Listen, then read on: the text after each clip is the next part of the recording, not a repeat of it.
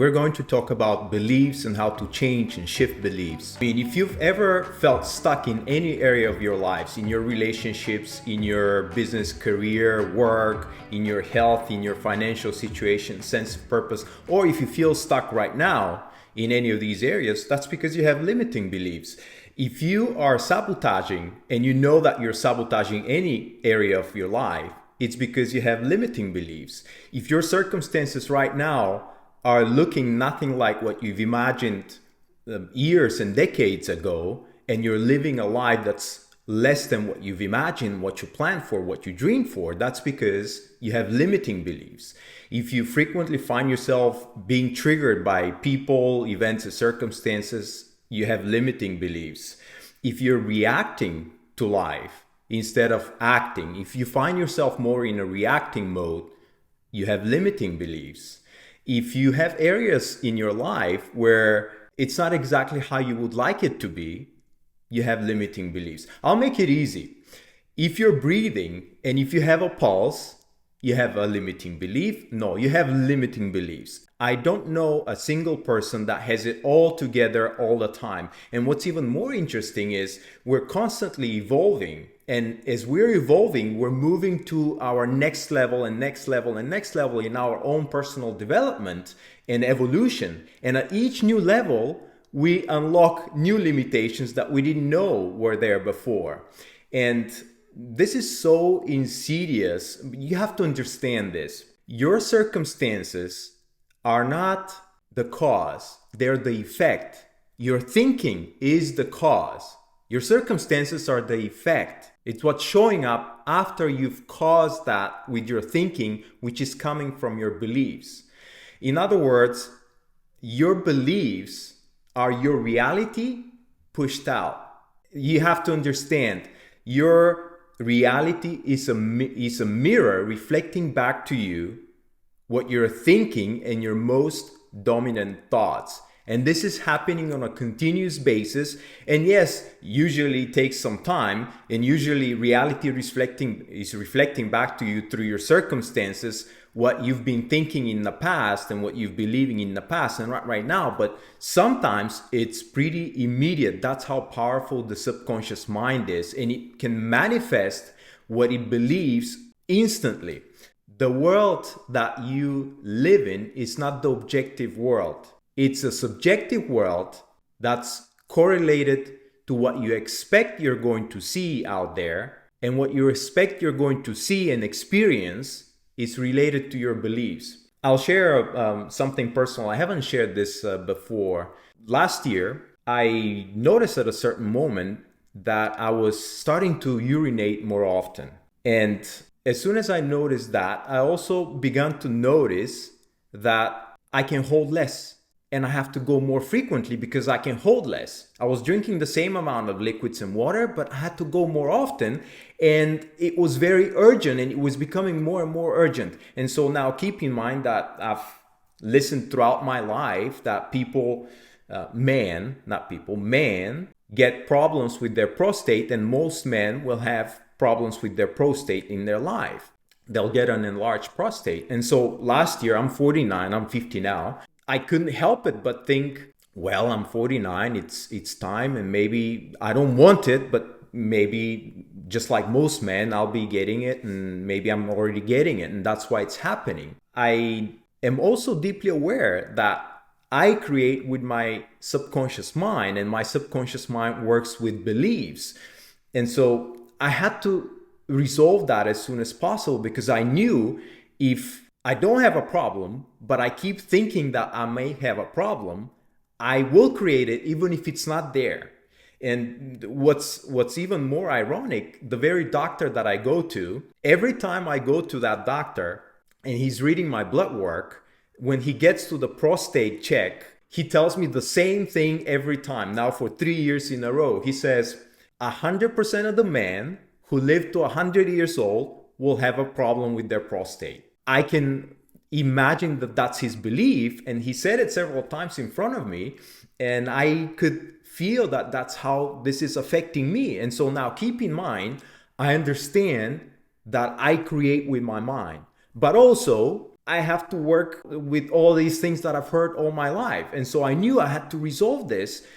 If there isn't a problem, I knew it was just a matter of time before I create it. And so I scheduled an appointment with a urologist, and I went to see the urologist. And of course, I was, a bit nervous, but I was also trusting the intelligence of my body that it knows perfectly well how to take care of itself. And so the doctor did all kinds of checks, and it turned out I was fine. And here is the funny part, and this is a bit embarrassing to share, but whatever. Just before I went to the doctor, it was getting so bad to hold it, and I had to rush to the bathroom so much because I was holding this belief of I'm probably having a problem and I can hold very little, and it's progressing pretty quickly.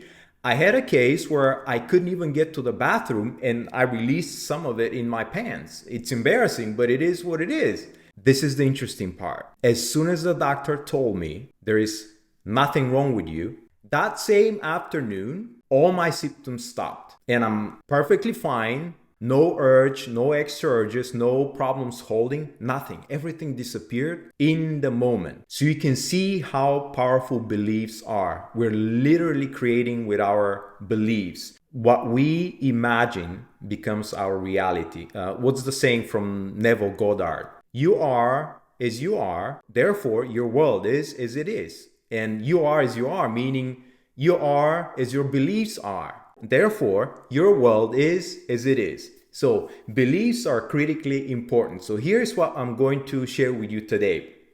Number one, how to discover your limiting beliefs without having to go back to your past and dig into your trauma and do inner child work. How to change your limiting beliefs at any time. You don't have to be at home and journal and do a special work and a meditation. You can do that anytime. And how to know if you've successfully changed the beliefs so you don't have to do any guesswork. Why is beliefs important if this is not crystal clear by everything that I already shared with you? Why are beliefs important? Because in a very direct way, your circumstances, your outcomes, your results in life are directly correlated to your behavior, to your actions. But your behavior is directly related to how you feel and your emotions, which are directly related to your thoughts, your cognition, which are directly related to your beliefs. And this is not woo-woo science. This is not new age stuff. This is psychology. This is behavioral science. Granted, not all thoughts come from beliefs, but many of our thoughts come from our beliefs. And beliefs are nothing more than thoughts that have gained a lot of traction, a lot of momentum. And keep in mind, the average human being has about 60 to 80,000 thoughts every day. And we also know that 75% of these thoughts are negative. Now, by correlation, you can immediately determine that 75% of your beliefs, my beliefs, our beliefs, 75% are negative. No wonder why we keep manifesting the stuff that we don't want, because our thinking is negative, because our beliefs are negative. In a very direct way, our beliefs are related to our behavior, to our actions, and our actions produce our results in life, our outcomes. In an indirect way, every thought you have is immediately broadcast throughout the field of reality itself. Immediately. We're now beginning to understand that we are both material and quantum beings. Our body is both material and quantum. In this sense, every thought we have is immediately broadcast and it ripples throughout creation. And as such, it has to, because creation is always in harmony. It has to adjust everything else and everybody else, including their thoughts and subconscious beliefs and thoughts, to correspond with the thought you had. And this is how things show up as synchronicities and opportunities and miracles and magic. You can think of it this way. Imagine a jar full of pebbles. If there was a way for you to remove one pebble from the bottom, as soon as you remove it, the rest of the pebbles will readjust to take up that space and equilibrium will be reestablished immediately. There is no case where you remove the pebble and the void stays there and everything stays as it is. No, everything immediately has to adjust so that it reflects that action. And thought is action. So you can see now there are two ways how through our thoughts, and thoughts come from beliefs, we affect reality. Directly through our behavior and our results, and indirectly by rippling through the field of intelligence itself. And so that being said, there are two common misconceptions related to beliefs. And one of them is, if I will be digging into my limiting beliefs, in order to discover them, I have to go and dig into my past. I have to go and unearth my trauma, my childhood stuff, and dig into my inner child and do inner child work. There is no requirement for that. And here is why. Your beliefs, they exist in your subconscious mind, but your subconscious mind does not understand the concept of temporal time the way your conscious mind does. In other words, the subconscious mind operates outside of temporal time. Everything that happens for the subconscious mind, it's happening right now. You don't need to go back into a past and find out how a belief happened, where it happened, why it happened, so that you can untangle from that belief. There is no such requirement. That's one of the common misconceptions. And the other one is, many people believe that in order to get to their limiting and negative beliefs and their patterns that are not working for them, they have to work with a psychologist, with a therapist, with a coach, with a professional. But that's not a requirement. While it helps, and there is nothing wrong with that, it definitely helps, it's not a requirement. In fact, if you're seeing a therapist or a coach, you're probably seeing them once a week, not more often than that. And you get to do that work with them once a week. But what I'm sharing with you is so important. It has to be done every single day. In fact, I'll go as far as saying it has to be done on an hour by hour basis, because there is a lot to clean up, especially in the beginning. And you have to work at it seriously, literally on an hour per hour basis. Now, this work is not complicated. It is simple, but I'm not going to fool you. It's not easy. Yet it has to be done. So there is no other way around that. You can understand why I'm so passionate about this work and why I'm so deep in my own work into this, because it's so important. Our beliefs are our circumstances pushed out over time. And so now, without any further delay, let's get to the things that I want to share with you as far as discovering and changing your beliefs and how to know that it's actually worked. How to discover your limiting beliefs. I'll give you three ways. The first one is you ask yourself two questions. The first question is, what do I want? And the second question is, why do I believe I can't have that? Or why do I believe I don't have it yet? And listen to the reasons, the judgments that you have, the reasons that you have why you can't have it or don't have it yet. That mental commentary that's coming after the question was, what do I want? Into the question, why I don't have it yet? That's where your limiting beliefs are. The second question gets you to your limiting beliefs. So for example, if I believe that I want to get a partner, but I'm unlovable, or I believe that there's no good ones left there, or people always hurt me, or people always leave me, or the last 5 times I tried, I didn't get it right, so why would I get it right the next time? Of course, this is pointing to my limiting beliefs. These are my limiting beliefs. No matter what I want, the commentary I have and all the reasons I have why I don't have it yet is exactly our limiting beliefs. The second thing is, look in every area in your life that's less than optimal. Any area in your life that's not working right now, that's where your limiting beliefs are. The reason why it's not working is because you have limiting and negative beliefs, whether that's your job, your work, your career, your business, the level of your business, whether it's your health, whether it's your financial situation, your wealth, whether it's your health situation or a sense of purpose and meaning and fulfillment. whatever it is, and might be many areas, like it is for most people, that's where you have limiting beliefs. So go deep and dig into why things are not working in that area. So it's related to the first method. So that's the second one. And the third one is, where do you find yourself in stress, and what puts you in a stress response? What puts you in a negative feeling or emotional state? Guilt, shame, resentment, jealousy, confusion, frustration, overwhelm.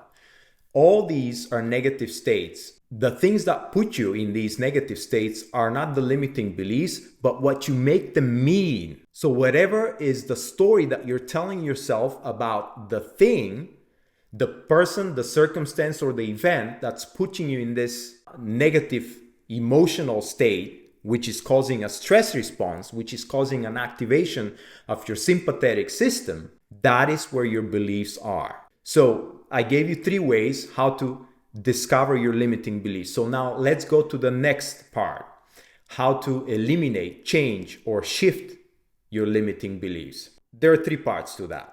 And it's very simple. And when I mention these, you'll notice that they correlate to, if you've done this work already, or you've poked your nose around to study how beliefs are shifted. There is Byron Katie, there is Peter Crone, there is the Life School. There are many people with processes how to shift the limiting belief, and all of them are very similar. And what I'm going to suggest here is the simplest one that I found, and it's coming from David Bear. He's an amazing coach, a business person. He has a channel on YouTube. Find him there. But that's the simplest I found, and it works just the same like all of the rest, Byron Katie and all of the rest. And so the first part is, there are only 3 parts. So the first part is the limiting beliefs. The limiting beliefs. So you start with that, and you already discovered what the limiting beliefs is. The second part is, what do I want to believe instead? So what is the empowering belief? What's the opposite of that belief? Now, just these 2 are already creating what's known as cognitive dissonance. And your subconscious mind is now presented with 2 opposite things, and it cannot hold both at the same time. It has to drop one or the other. So that's called cognitive dissonance. But now, the third part is, once you know what your empowering belief is, and usually this empowering belief is the opposite of what the limiting belief was. I'm not good enough. I am good enough. Even if it feels outrageous. I understand that if somebody has spent, like most of us, we have that, I'm not good enough, because it's a foundational core level limiting belief. If you spend decades in that, there is a certain momentum, there is certain depth and grooves in the brain, and it could seem like impossible to shift that in the beginning. And saying something that's exactly the opposite of that is like, no, I cannot go there.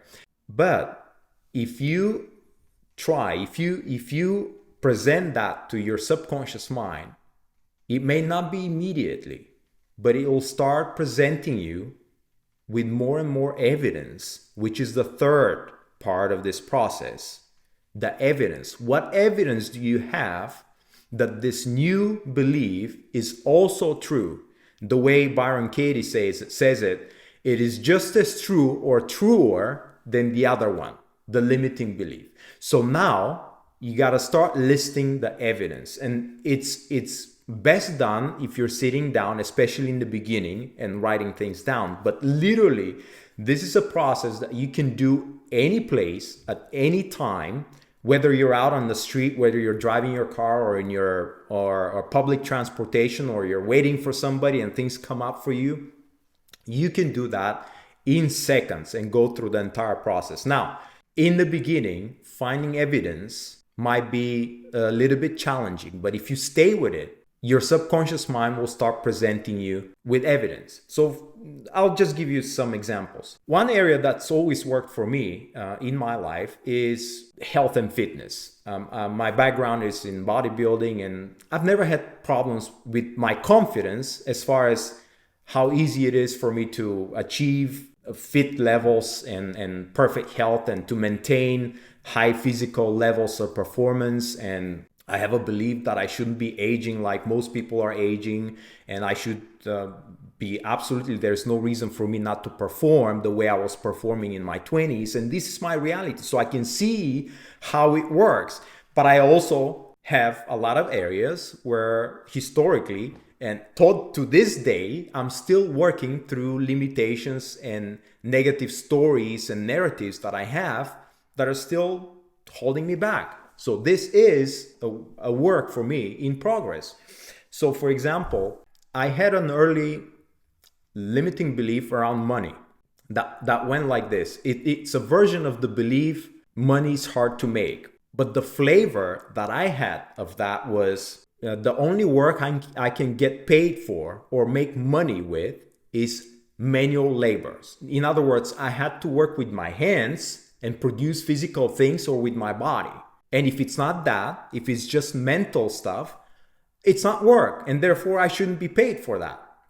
And to understand where this is coming from, because it might be a little bit strange, I was born and grew up in communism. And so I was indoctrinated from early on. And by the way, the Communist Party was also known as the Labor Party. And so I was indoctrinated from early on, and I'm talking about the late 70s and 80s. I was indoctrinated in labor, in physical work. When I went into ninth grade, I literally had to show up and sign a paper for a 5-year contract with a telephone factory that used to manufacture landline telephones, the old ones. I signed the contract that after I graduate my high school, I will work for this factory for the next 5 years of my life, producing physical telephone apparatuses. And for that, they would pay me a stipend. Now, the communism fell when I was in ninth grade, so I collected the stipend for the first year, and then this contract went away, and the manufacturing facility went away, and everything changed. But the point is,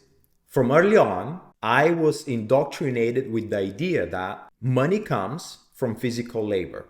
And it didn't make it any better that from 8th grade and 9th grade all the way through university, I worked with my father in construction. So I worked physical labor and I was getting paid for that. So that kept solidifying this belief without me even knowing. So much later, I had to confront that. I had to work in physical labor to get paid. What was the belief that I wanted to believe instead? I can make money with my mind. And so I started finding evidences how this is true, or even more true than the original belief.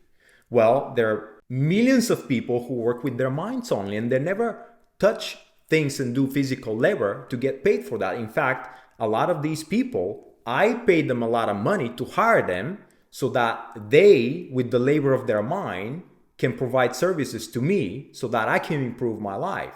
And so the evidence was overwhelming that this second belief is far more truer than the first belief that I was holding. There was another one, and it was related to my success and how I felt, how I was relating to how successful I am. What I discovered, the limiting belief was, I'm not as far along as I should be. And that probably resonates with some of you. Then I had to ask, so what is an empowering belief? That's the second part. What is an empowering belief that I want to believe instead? And I decided I am as far along as I need to be. Now, what evidence do I have that this is true? And I started thinking about it. Well, this idea of not being as far along as I should be can only come from one place, from me comparing myself to others. If I was the only person on the planet, no thought like this would ever make sense. On top of that, I have my own unique path, and I'm not here to walk on anybody else's path. I am here to walk my path. And so I am exactly as I need, where I need to be according to my own unique path. And there is no reference outside of me to find for where I need to be. In addition to that, if I was further along that I need to be for my own personal development, I wouldn't be able to handle that next level because I wouldn't have the prerequisites to handle that level because the current level is preparing me for my next level. So I am exactly where I need to be for my current level of development. And so you can see how I turn this belief around using exactly this methodology. So now we went over how to discover your limiting beliefs, and I gave you 3 methods. We went over how to shift a limiting belief, and it's a very simple method. And by the way, again, I know it from David Baer, an amazing guy, and it just works. And you can do it everywhere, anywhere, at any time. And in fact, you must.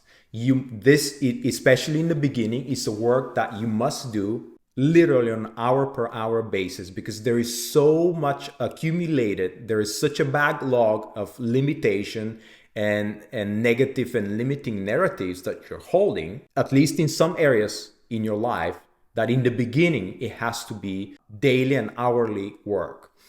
And keep in mind that for this work, the prerequisite to that is awareness. If you're clueless about what you're thinking, you're not going to catch your limiting beliefs. You're not even going to ask yourself these questions. So this requires awareness. It requires you observing yourself as an object. It requires a subject and an object. I don't think this needs to be said, but let me just say it because just in case, it is very important. So how to discover beliefs, how to change beliefs. Now, how do you know it's worked?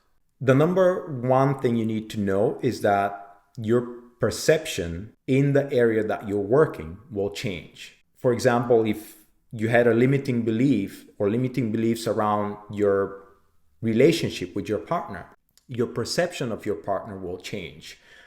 It will seem different. It may be hard to explain how. It'll seem like a different hue, like reality is taking on a different hue. But also, if you have shifted your belief because your perception of them will have changed and how you relate to them will have changed, you already know indirectly that ripples through your immediate environment and through the fabric of creation itself. But if your perception changes and if your belief changes and it's successful, meaning you change because you are your beliefs pushed out. When your belief changes, they will change. And you will have done nothing to change them. And this is where most people, not to say everybody, is trying to work out their reality. They're trying to constantly change their circumstances. They want to change their job, their boss. They want to change their partner, their kids. They want to change their health. They want to change their financial level by manipulating their circumstances, their reality. But it's not working that way because it's backwards and it's so exhaustive. And no matter that all of us are walking around so exhausted because we're constantly fighting with a reality and we're doing things backwards. But if we change, reality changes. It must, because it's reflecting us changing. So when people say you cannot change others, they're right. You cannot directly change others.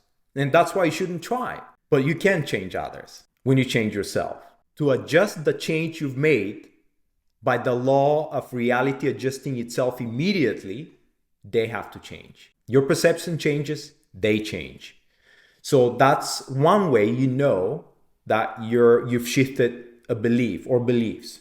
But there is a more tangible way, and that is when your behavior changes. This is how you know you've made a change. This is how you know it's actually worked. Your behavior changes because remember, your beliefs produce your thoughts produce your emotions produce your behavior, your actions you take or don't take. These produce your results. If your behavior changes, that's a very clear sign that the change that you've done through this inner work that I just shared with you has taken place. And if your behavior hasn't changed, that's fine. If you find yourself reacting to your partner and getting triggered in exactly the same way, that's fine. No blame, no self-judgment. You don't need to go there. All you need to do is just go back and continue doing the work. That's all you need to do. You don't need to hope that they change. You already know that's not working. Just go back and do more of the work. That is why this is the most serious work we will ever do, each one of us. So now you have the 3 points that I wanted to make, and that pretty much gives you everything. You don't have to watch another video. You don't have to go and seek more stuff that you don't know. You don't have to get into this pattern, but that's not everything, or it's not working. This is everything. I've studied the stuff for decades now. I've eliminated most of the stuff that's not working, a lot of the stuff that takes longer to work, and I'm giving you the most direct method for discovering your beliefs, for changing them, and for knowing, immediately confirming whether the change has taken hold, or if not, no problem, you go back and you continue doing the work. So now I'll give you a couple of bonus points. When you shift the belief, your vibration changes, meaning your frequency changes, and you cast out a different frequency throughout the fabric of creation. And this frequency has to be matched by the fabric of creation, by consciousness itself, by God or Jesus or whatever your word is, oneness, for that baseline reality where we all come from. Your frequency changes and your frequency has to be matched. And this is referred to as the law of attraction, but it's not the law of attraction, it's physics. It's everything is happening right now. There is nothing that's you're attracting and it's traveling slowly towards you. No, everything is here right now because everything is happening in a progressive now moment. So everything's here right now. It's just obscured from view. We are constantly exposed to 6 to 10 million bits of information in every moment. The entire body, all our 5 senses, are exposed to 6 to 10 million bits of information, but the salience network, in conjunction with the reticular activating system, is filtering out everything to only 40 to 50 bits. What decides what gets filtered out? Your beliefs. So when you change your beliefs, your frequency changes, everything changes. But also reticular activating system, salience network, it begins to show you less of your old limiting belief stuff and what was important for your old limiting story. And it begins to progressively show you more of what you want to believe, your empowering belief. And this in turn reconfirms your new empowering belief. And that's called the psychocybernetic loop. And that strengthens your perception. So this is how the process is self-reinforced all the time. And it works in both directions, in the limiting side and in the empowering side. So this is it. You have it now. You know how to discover your beliefs, you know how to change them, and you know how to confirm. And before everything, you know how critically important beliefs are, because you're not experiencing a world, you're experiencing your world, and your world looks very different than mine. Your world is unique to you. Why? Because you have a unique perspective. This is what's called beliefs. 75% are negative and limiting, 25% are empowering. The work is to start shifting this percentage. That's the work that we're all called to do, and our circumstances are the direct feedback mechanism that's almost immediately sometimes letting us know what we believe and how we relate to life itself and to our immediate environment.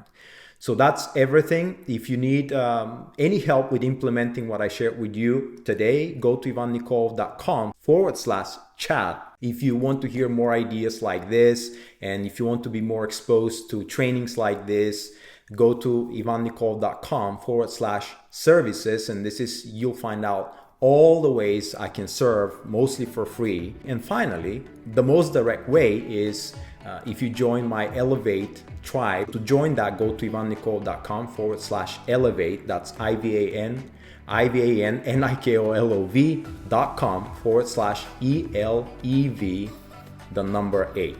That's it from me.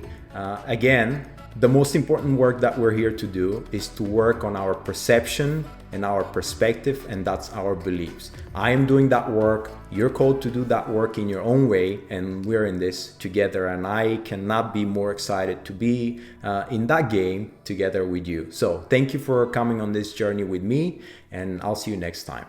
Bye-bye.